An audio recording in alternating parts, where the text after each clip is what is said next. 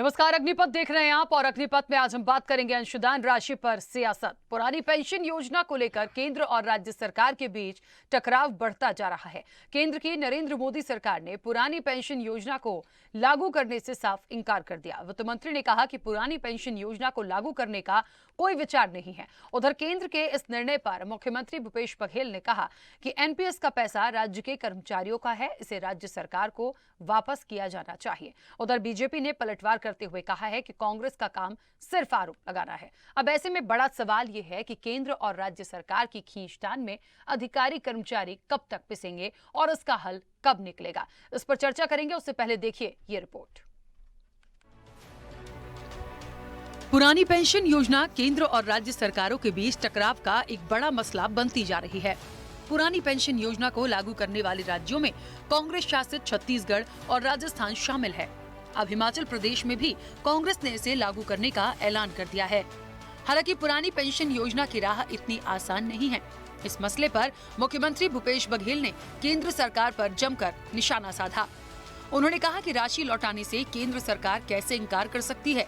उन्होंने कहा, आगे का कदम कर्मचारी अधिकारी संगठनों से बातचीत कर तय किया जाएगा। एनपीएस का पैसा राज्य सरकार और प्रदेश के कर्मचारियों का पैसा है। सीएम बघेल ने अधिकारियों को निर्देशित किया है। उन्होंने कहा कि कर्मचारी संगठनों से बातचीत करें, आगे का कदम तय करें। भूपेश बघेल ने कहा, ये पैसा निश्चित रूप से राज्य के कर्मचारियों का है, राज्य का अंशदान है।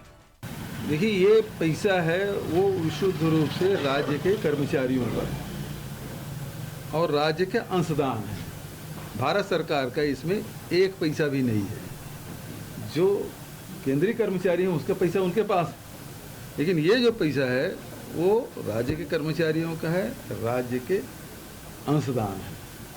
तो इसी के लिए हम लगातार मांग कर रहे हैं और भारत सरकार इसमें उसका नकारात्मक रवैया है। इसके लिए मैंने कल ही अधिकारियों को कहा है कि कर्मचारी संगठन के साथ बैठक करें, बैठक करके इसका रास्ता क्या निकल सकता है उसमें विचार विमर्श करें और फिर हम लोगों के पास आए ताकि हम वो कर्मचारियों को जो ओल्ड पेंशन स्कीम जो लागू किए हैं उसका हल निकालें। इधर कर्मचारी संघ का कहना है कि प्रदेश की पुरानी पेंशन योजना बहाल करने के लिए निरंतर संघर्षरत हैं।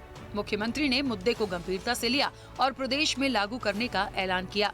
योजना के क्रियान्वयन में आ रही कठिनाइयों को लेकर मुख्यमंत्री ने प्रदेश के वरिष्ठ अधिकारियों को कहा है कि कर्मचारियों से बात करें ताकि योजना का सफल क्रियान्वयन हो सके। छत्तीसगढ़ कर्मचारी अधिकारी फेडरेशन प्रदेश में पुरानी पेंशन योजना बहाल करने के लिए निरंतर संघर्षरत रहा है। प्रदेश के संवेदनशील मुख्यमंत्री ने इस मुद्दे को बड़ा गंभीरता से लिया और प्रदेश में इसे लागू करने का ऐलान किया। इसके लिए हमने मुख्यमंत्री जी का अभिनंदन भी किया।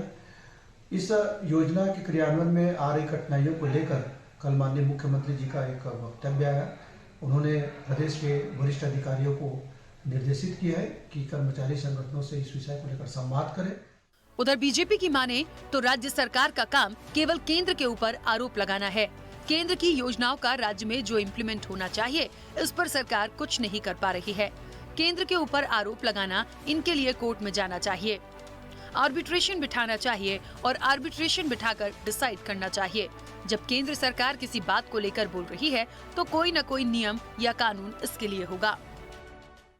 तो इनको उसके लिए कोर्ट में जाना चाहिए, आर्बिट्रेशन बैठाना चाहिए और आर्बिट्रेशन बैठा करके डिसाइड करना चाहिए। जब केंद्र सरकार किसी बात को लेकर के बोल रही है तो कोई ना कोई इसमें नियम है, कोई ना कोई कानून है और इसके लिए है राज्य सरकार का काम तो केवल केंद्र के ऊपर आरोप लगाना है। केंद्र की योजनाओं का राज्य सरकार में जो इम्प्लीमेंट होना चाहिए, यहाँ के गरीबों को लाभ मिलना चाहिए, इसमें तो सरकार कुछ कर नहीं पा रही है।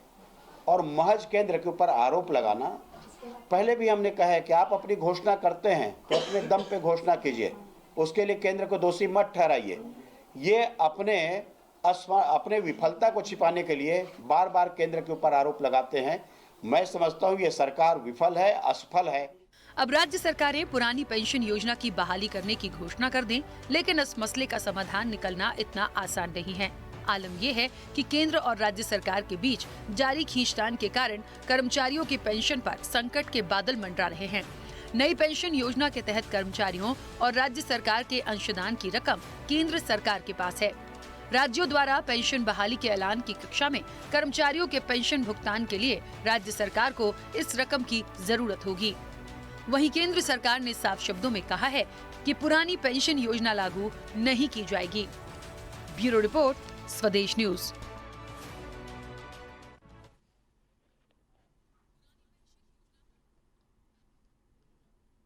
तो अंशदान की राशि पर सियासत हो रही है। देखिए, पेंशन बहाली, पुरानी पेंशन बहाली की जो बात है वो किस किस स्टेट में है ये हम और आप बहुत अच्छे से जानते हैं, और कांग्रेस शासित जो स्टेट है ये वहां पे प्रक्रिया है। और सबसे बड़ी बात, राजस्थान और छत्तीसगढ़ की यदि हम बात करें, इसके अलावा पंजाब में भी आम आदमी पार्टी की सरकार जरूर है, और अब लग रहा है कि हिमाचल में भी इसका ऐलान कर दिया गया है। क्योंकि पुरानी पेंशन बहाली की बात निकली, इसलिए जानना बहुत जरूरी है कि कांग्रेस जो है इसको लेकर चल रही है, और एक जगह यदि किया हुआ है तो जहां जहां उनकी सरकार होगी वो इसको इंप्लीमेंट करते जा रहे हैं। लेकिन बड़ा सवाल ये भी है कि आखिरकार ये जो खींचतान है या नई पेंशन की जो स्कीम थी, उसके अतिरिक्त जो बार बार कहा जा रहा है कांग्रेस की तरफ कि जो राशि है वो केंद्र सरकार के पास है, वो वापस कर देना चाहिए। यदि वो नहीं हो रहा है, दूसरी तरफ केंद्र सरकार कह रही है कि हम इसको बहाल नहीं करेंगे, ये लागू नहीं हो पाएगी, तो ऐसे में पिस कौन रहा है? वो अधिकारी और कर्मचारी। इसका क्या हल निकलेगा, कैसे निकलेगा और क्या किया जाना है, ये बहुत वाकई बड़ा सवाल है। इस पर चर्चा को आगे बढ़ाऊंगे। हमारे साथ मेहमान जुड़े हैं। सबसे पहले आपका परिचय करा दें। कांग्रेस का पक्ष रखने के लिए शशि भगत हमारे साथ जुड़े। शशि जी, बहुत स्वागत चर्चा में जुड़ने के लिए। बीजेपी का पक्ष रखने के लिए निश्चय वाजपेयी हमारे साथ जुड़े। निश्चय जी, आपका भी बहुत स्वागत है। और कमल वर्मा है, प्रांतीय संयोजक है छत्तीसगढ़ कर्मचारी अधिकारी फेडरेशन के। कमल जी, आपका भी बहुत स्वागत है। मैं चर्चा की शुरुआत सबसे पहले कमल जी आपसे ही करना चाहती हूँ, क्योंकि मुझे लगता है कर्मचारी और अधिकारियों की बात आप बहुत अच्छे से रख पाएंगे यहाँ पर। देखिए, पुरानी पेंशन योजना में क्या स्कीम थी, कितना फायदा था, कितना भार सरकार को आया, ये समझ में आता है। लेकिन इसको अब लागू नहीं होने देना है, या केंद्र की तरफ से परेशानी आ रही है, या दूसरे स्टेट्स में नहीं है, सिर्फ कांग्रेस शासित स्टेट्स में ही है। पंजाब में है, लेकिन जो चीजें अभी आई हैं झारखंड में भी थोड़ा थोड़ा मैंने सुना, हिमाचल में भी हो जाएगा। लेकिन फिलहाल जो परेशानी, क्योंकि हम छत्तीसगढ़ की चर्चा में बैठे तो हम छत्तीसगढ़ की बात करें, मुख्य परेशानी जो आ रही है वो कहाँ है और क्यों नहीं हो सकता? सबसे पहले मैं आपके इस चैनल को धन्यवाद ज्ञापित करना चाहूंगा कि ये बहुत ही ज्वलंत मुद्दे को आपने अपने चैनल में स्थान दिया है। हमें पहले यह समझना होगा कि एनपीएस और ओपीएस क्या चीज है। ओल्ड पेंशन स्कीम, पुरानी पेंशन योजना और नवीन अंशदायी पेंशन योजना, ये दोनों योजना जो है ये अलग अलग योजना है।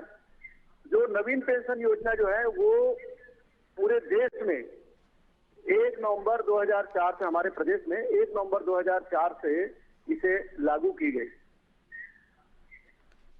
यह जो लागू की गई है इसमें कोई दो मत नहीं है कि वो तत्कालीन जो भी सरकार केंद्र में रही है, उन्होंने सभी राज्यों से सहमति लेकर ही इस योजना को लागू की है।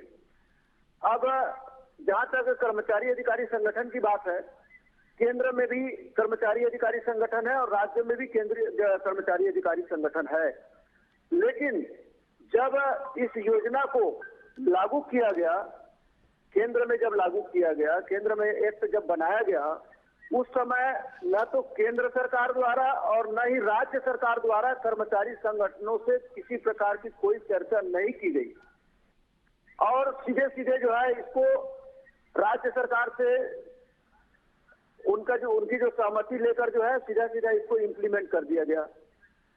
अब जो है शुरुआत में तो ऐसा लग रहा था कि बड़े लुभावने ये योजना है और इससे जो है कई लाखों रुपया कर्मचारियों को उसको पेंशन के रूप में मिलेगा, क्योंकि कर्मचारियों को इस योजना के बारे में कोई ज्ञान नहीं था उस समय। ABCD कुछ भी नहीं जानते थे उस समय। इसलिए उस समय सबने ये कहा कि अब सरकार कर रही तो निश्चित रूप से हमको सरकार के ऊपर विश्वास करना चाहिए। धीरे धीरे हुआ कि जब लोग रिटायर होने लगे और जब पैसे की जो आवश्यकता पड़ी, तब जब जैसे ओल्ड पेंशन स्कीम में जैसे हमको पैसा चाहिए तो सरकार से हम आवेदन करते थे और हमको तुरंत पैसा मिल जाता था। लेकिन इस योजना के लागू होने के बाद में इसका जो पैसा का आहरण करने में तरह तरह की दिक्कत, इसको देखकर जो है पूरे केंद्र सरकार के जो कर्मचारी संगठन और राज्य सरकार के जो कर्मचारी संगठन है, सबने विरोध करना चालू कर दिया। सबकी एक ही मांग कि इस पुरानी पेंशन योजना को फिर से बहाल किया जाए। हमने यहाँ पर छत्तीसगढ़ में छत्तीसगढ़ कर्मचारी अधिकारी फेडरेशन, जिसके साथ में 106 संगठन जुड़े हुए हैं, मैं खुद राज्य पत्रित अधिकारी संघ का प्रदेश अध्यक्ष हूँ। हमने एक लंबी लड़ाई लड़ी पुरानी पेंशन योजना को बहाल करने के लिए। इस सरकार के द्वारा अपने घोषणा पत्र में भी शामिल किया गया था। हमने कहा कि जब आपने अपने घोषणा पत्र में शामिल किया है तो आप इसको जो है प्रदेश में लागू कराइए। प्रदेश के संवेदनशील मुख्यमंत्री ने हमारी बात को गंभीरता से उस समय लिए और विधानसभा में पुरानी पेंशन योजना बहाल करने का ऐलान उन्होंने किया। हमने उनका अभिनंदन भी किया, क्योंकि कर्मचारी हित में है यह निर्णय। लेकिन अब चूंकि जो है पुरानी पेंशन योजना और नवीन पेंशन योजना जो है एक PFRDA जो है गवर्नमेंट, सेंट्रल गवर्नमेंट की एक एजेंसी है, उस एजेंसी के माध्यम से इस योजना को संचालित किया जा रहा है पूरे देश भर में। NSDL जो है एक पेंशन प्रोवाइडर है, संधारण करने वाली एक एजेंसी है। उनके द्वारा पैसा जो है हमारा राज्य सरकार का अंशदान और कर्मचारी अंशदान दोनों का 10-10% जो अंशदान जो है वो जमा होता था NSDL में, जो मुंबई में है। और उसके आधार पर जो है पूरे जो है इसमें नीति और इसमें नियम कानून जो है इसमें बनाया गया। अब जो है दिक्कत ये है कि इसको 1 अप्रैल 2022 से यहाँ लागू कर दिया गया है। जब उस समय लागू किया गया था, उस समय मैं कई टीवी डिबेट में मैंने प्रश्न उठाया था। मैंने प्रदेश सरकार के वरिष्ठ अधिकारियों से अनुरोध किया था कि आप जब इम्प्लीमेंट कर रहे हैं तो इम्प्लीमेंट करने से पहले बहुत अच्छे से समझ जाइए कि इस योजना का सफलतम कैसे क्रियान्वयन हमारे प्रदेश में होगा। उस समय किसी ने इसको गंभीरता से नहीं लिया और आज जो स्थिति निर्मित हो गई है इसी कारण है। यदि इसको अच्छे से समझ गए होते, केंद्र सरकार के अधिकारियों के साथ में बैठकर यदि हम लोग सलाह मशवरा कर लिए होते तो आज ये स्थिति निर्मित नहीं होती। लेकिन हम जो है चाहते हैं कि कर्मचारी हित में ये जो पुरानी पेंशन योजना है इसका बहाल यहाँ पे जो किया गया है और इसका सफलतम क्रियान्वयन कैसे हो, माननीय मुख्यमंत्री जी ने अपील भी किया है। हमने आपके चैनल के माध्यम से हमें जानकारी भी मिली है। अभी 2 दिन बीत गया है, प्रदेश के वरिष्ठ अधिकारियों की तरफ से हमें किसी भी प्रकार का कोई संदेश हमें नहीं मिला है, हमें किसी प्रकार की चर्चा के लिए नहीं बुलाया गया है। चलिए ठीक है, अब इस पर होगा क्या, इसका हल कैसे निकलेगा, मुझे लगता है बिना चर्चा के तो नहीं हो पाएगा। लेकिन फिलहाल एक तरफ है कि कांग्रेस चाह रही है ये तमाम चीजें हो जाएं, केंद्र सरकार से दिक्कत आ रही है। मुझे लगता है अगला सवाल निश्चय जी आपसे ही, कहाँ परेशानी है केंद्र सरकार को, क्यों दिक्कत है? देखिए, मैं आपसे थोड़ा विषय को समझने की अपन कोशिश करें। छत्तीसगढ़ के संदर्भ में केंद्र सरकार ने कदापि मना नहीं किया है कि वो ये पेंशन योजना लागू ना हो। उन्होंने कहा कि कोई जो प्रस्ताव नहीं है वो केंद्रीय कर्मचारियों के लिए नहीं है, क्योंकि उसके जो नियोक्ता है वो केंद्र सरकार है और केंद्र सरकार के पास ऐसा कोई प्रस्ताव नहीं है कि पुरानी पेंशन स्कीम लागू होगी। छत्तीसगढ़ में जो लागू होना है पेंशन स्कीम, उसको छत्तीसगढ़ शासन ने करना है। ये एक जानबूझ करके कंफ्यूजन क्रिएट किया जा रहा है। ये केंद्र सरकार के कर्मचारियों के लिए जो केंद्र सरकार ने कहा है उसकी बात का कोई संदर्भ छत्तीसगढ़ के कर्मचारियों से नहीं है। दूसरी बात जो कमल भाई साहब बोल रहे थे, वस्तुतः इसमें लेकर के जो तैयारी होनी चाहिए थी, जो आप अगर कुछ करना चाह रहे हैं इम्प्लीमेंट, तो आपको जो बातचीत करनी चाहिए थी, नियम कानूनों को समझना चाहिए था, वैसा कोई काम ही नहीं किया गया। क्या होता है, पुरानी पेंशन स्कीम जो थी उसके लिए किसी भी किस्म का अंशदान या कोई राशि न तो एम्प्लॉइज से ली जाती थी, न केंद्र सरकार से ली जाती थी, वो राज्य शासन स्वयं वहन करता था। अगर मुख्यमंत्री जी इसको वाकई में कर्मचारी हित में पेंशन देना चाहते थे तो उनको पहले ये व्यवस्था करनी चाहिए थी कि इसके लिए रकम बजट में कहां से आएगी, और केंद्र सरकार के तरफ झगड़ा डालना या कर्मचारियों का पैसा उनसे मांगना, ये तो बड़ा अजीब है। मैं कमल भी है, हमारे 2004 के पहले के कर्मचारी ओल्ड पेंशन स्कीम वाले हैं, इनसे पूछिए कि इनके पेंशन के लिए क्या इनको कोई अंशदान देना पड़ता रहा है क्या, या किसी भी कर्मचारी को जो 2004 के पहले के हैं, अगर राज्य सरकार उनको पेंशन देती तो उनसे कर्मचारियों से कोई पैसा नहीं लिया जाता। अभी जो ये और मैं एक बात स्पष्ट कर दूं कि जो PFRDA है वो एक संवैधानिक संस्था है, जैसे चुनाव आयोग एक संवैधानिक संस्था है, जैसे न्यायालय जो है वो संवैधानिक व्यवस्था है, ऐसे ही PFRDA एक व्यवस्था है।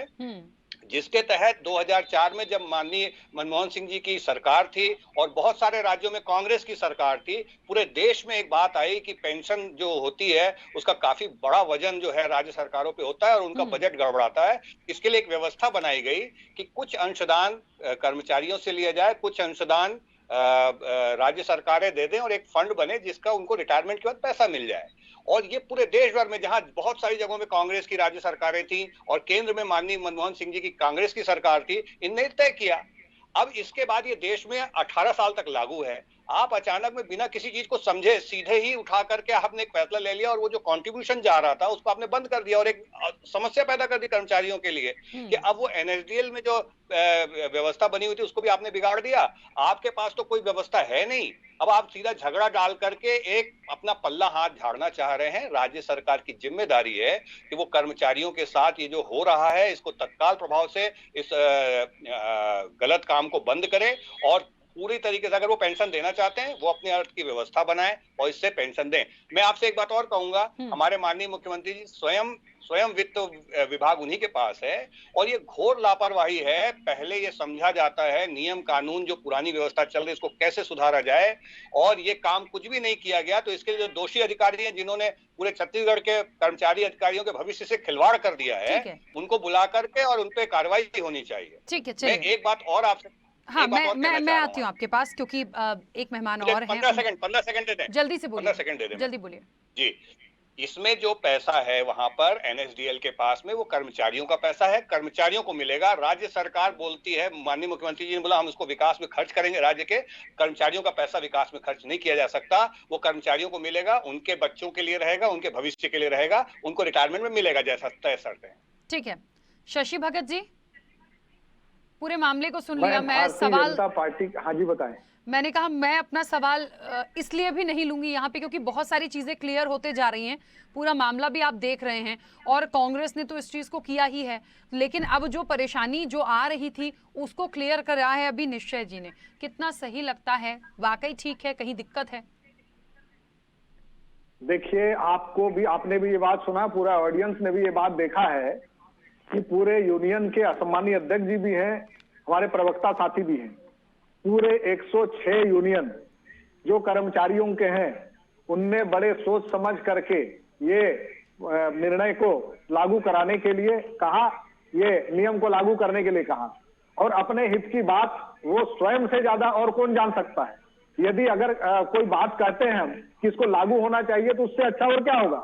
17,240 करोड़ रुपया जो केंद्र सरकार के पास है उसको पूरे यूनियन के लोग मांग रहे हैं और हमारे प्रदेश के मुख्यमंत्री जी भी यही चाहते हैं कि ये पेंशन योजना जो पुरानी थी वो लागू हो, तो उनको देने में किसी तरह की मेरे विचार से कोई आपत्ति नहीं होना चाहिए, क्योंकि हमारे कर्मचारी संगठन इतने सक्षम है सोचने विचारने और अपने भविष्य की प्लानिंग करने के लिए जो बहुत बखूबी जानते हैं। मैं आपको एक बात और बता दूं कि पुरानी जो पेंशन स्कीम है सेक्शन 80 के तहत 1.5 लाख रुपए के लगभग वो लोग जमा करते थे, तो उसमें इनकम टैक्स में छूट मिलता था और टर्म का जो एडवांस लेना चाहते थे तो एडवांस ले सकते थे।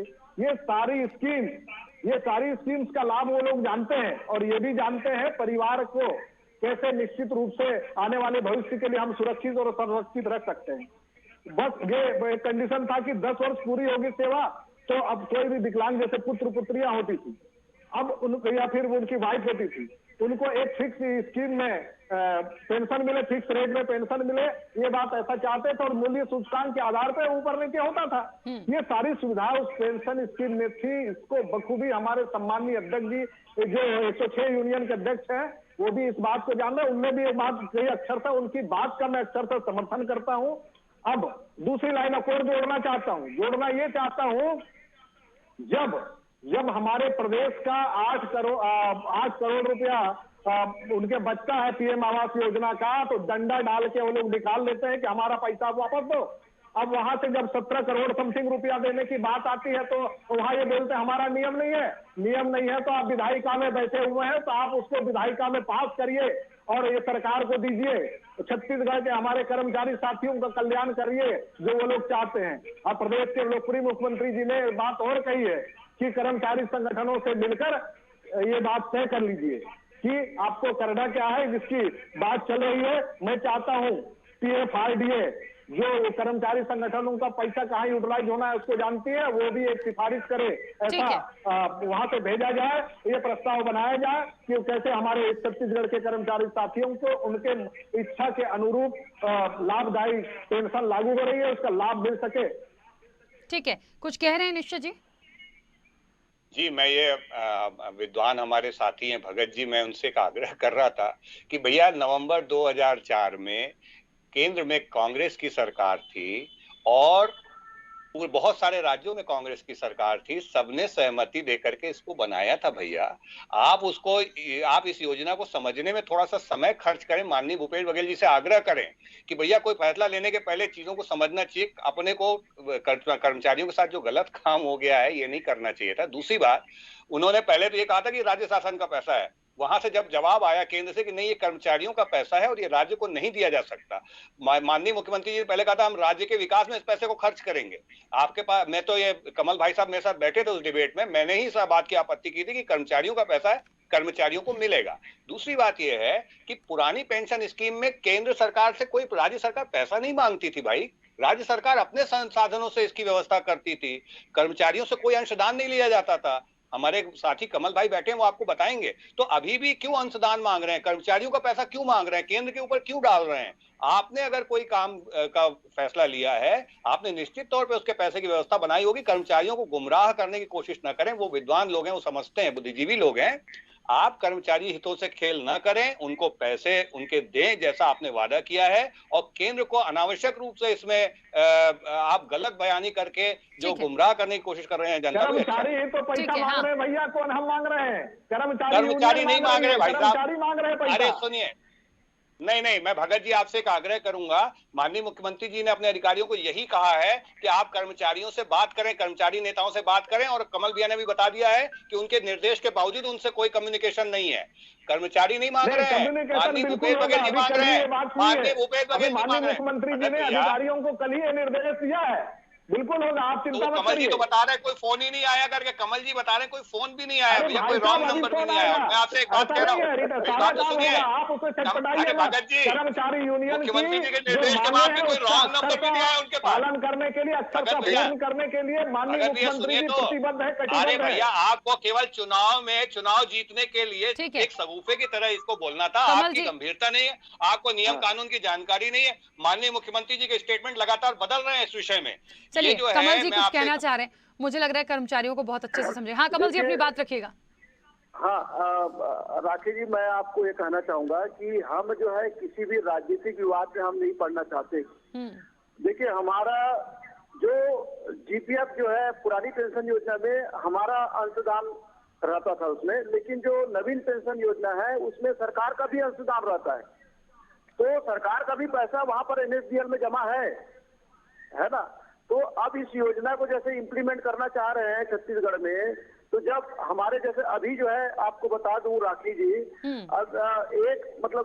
एक नवंबर 2004 के बाद दिसंबर 2022 तक लगभग 2300 कर्मचारियों की मौत हो चुकी है, और ऐसे ही लगभग 211 कर्मचारी जो है वो सेवानिवृत्त हो चुके हैं, और यह फिगर जो है दिसंबर 2022 तक लगभग 3000 तक चला जाएगा। सबसे बड़ी संकट जो है अभी खड़ा हो गई है कि जो कर्मचारी जिनकी डेथ हो गई है और जो सेवानिवृत्त हो गए हैं, तो उनको जो है पेंशन कैसे मिलेगा, ठीक है, पेंशन का निर्धारण कैसे किया जाएगा। तो इसके लिए हमको जो है बैठना चाहिए। और मैं एक चीज और कहना चाहूंगा, ठीक है, समय हो गया है कमल जी। एक मिनट राखी जी, मैं कहना चाहूंगा, जल्दी से बोलिए सर प्लीज। केंद्र सरकार के पास पैसा है, यदि कश्मीर में धारा 370 हटाया जा सकता है तो यह बहुत बड़ा मुद्दा नहीं है। इस मुद्दे का भी समाधान केंद्र के द्वारा बात से हल निकलेगा, बात से हल निकलेगा, ऐसे नहीं होगा। ठीक है, सरकार को करना है। मुझे लगता है शशि भगत जी आप कह रहे हैं कर्मचारी, तो एक बार बातचीत हो जाए, जो भी परेशानी है मुझे लगता है क्लियर होना चाहिए। वाकई में कुछ ना कुछ है कि शायद इसमें कंफ्यूजन क्रिएट हो रहा है, पर इसका सॉल्यूशन निकालना होगा। समय की सीमा है। आप सभी का बहुत शुक्रिया इस चर्चा में जुड़ने के लिए। तो अंशदान पर सियासत हो रही है, और निश्चित तौर पर ये जो राशि है, एक तरफ कह रहे हैं कर्मचारियों की है, एक तरफ राज्य का अंशदान है, ये कैसे हो सकता है? तो दो बातें हैं, इसको क्लियर करने की जरूरत है। देखेंगे सरकार कितना बड़ा स्टैंड इस पर आगे लेती है। फिलहाल चर्चा में इतना ही, दीजिए इजाजत, नमस्कार।